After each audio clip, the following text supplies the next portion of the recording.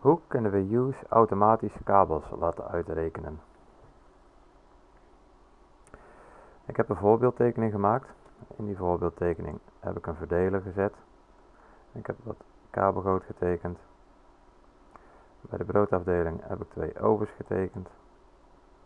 En wat kassa-aansluitingen. En een automatische deur. Die heb ik gekoppeld aan een aantal groepen. Die staan hier. Als ik nu use op start, koppel ik eerst de groepen aan de verdeler. Dus ik druk shift in en ik koppel de groepen.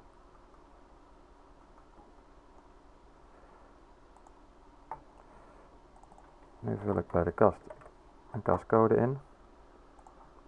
Dan ga ik naar nummeren toe. Ze stonden van boven naar beneden. Het is een normale kast en een groepnummer.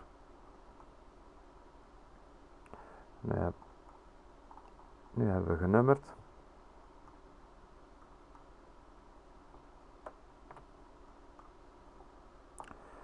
Dan gaan we naar goten en kabels. Dat staat hier onderin. Kabelberekening en kabeloverzicht. Zolang er geen kabelberekening gemaakt is, kan je ook geen kabeloverzicht maken. Dus we gaan de kabelberekening starten. En dan zegt hij, selecteer de groepen waarvan we de kabelberekening willen maken. Dat zijn deze 5. Nu zie je hier de blauwe lijnen tevoorschijn komen. En die blauwe lijnen die staan voor groepen. Of voor de kabels. Als ik hier nou de lijn selecteer, dan zie ik dat hij hier door de kabelgoot heen gaat en netjes bij de verdeler uitkomt. En dat het een lengte is van 30,5 meter.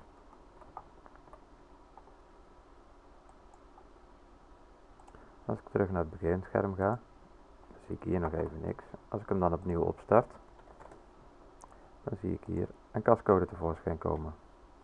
Op het moment dat we nummeren, dan komen hier alle kasten in te staan. Als ik nu groep 1 selecteer, dan zie ik hier groep 1 en ik zie de kabel van groep 1. De kabel van groep 2 is niet meer zichtbaar, want ik heb hier groep 1 geselecteerd.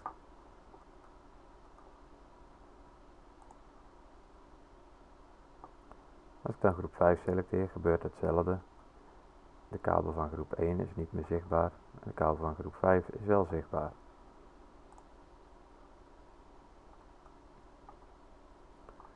Hier zien we dat er een kabel gemaakt is van de kassa naar de verdeler en dat ook kassa 2 op dezelfde kabel aangesloten is. Als ik nu een kabeloverzicht wil maken, dan ga ik naar kabeloverzicht. Hij zegt selecteer groepen. Dus ik wil een kabeloverzicht van de groepen die ik zojuist gemaakt heb. Dit is de ID van de groep. Cabinet, dat is de verdeler. Het groepnummer, het aantal connecties op die groep.